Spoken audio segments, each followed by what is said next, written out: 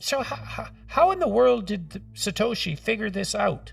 How did he? I don't understand how he could conceptualize this. It just doesn't make sense to me. It's an incredible work of genius when you think about just the amount of expertise that he had to have in different fields of knowledge to bring this monster together is absolutely astounding. Yeah, well, just the conceptualization to begin with, let alone the implementation, the engineering implementation. Why wouldn't they just buy Bitcoin? It seems to me to be a lot simpler than mining it. That if it costs $350,000 to make $350,000, why bother with the mining? You know, you said it rewards more efficient people.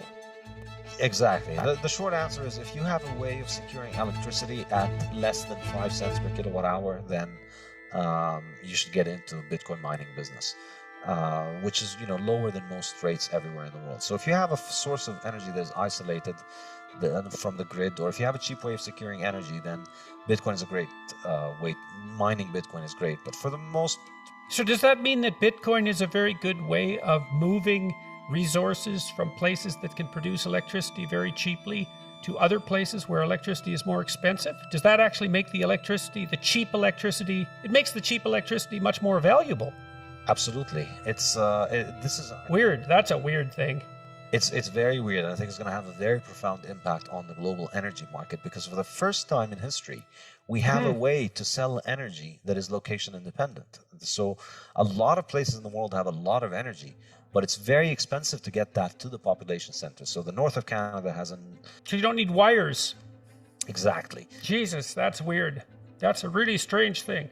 Yeah, to get electricity from the north of Ontario to Toronto needs a lot of wires, or you need to, you know, if it was gas, you need to put it on tankers or on trains or in pipelines. All of that stuff is pretty expensive. But with Bitcoin, you just need an internet connection. You take the Bitcoin miners to where that energy is, and then you can monetize that energy and turn it into Bitcoin. It's magic. So what's the net effect of that on the price of electricity worldwide? Is that deflationary with regards to electricity cost? I think so. I think this is a point that I make in the fiat standard, which is that, you know, we've had fiat subsidize all these dysfunctional forms of energy over the last 50 years that have led to the grid becoming unreliable. And we have Bitcoin, like the vigilante savior that it is, coming in and providing a global subsidy for anybody who can make electricity at a cheap rate to monetize that.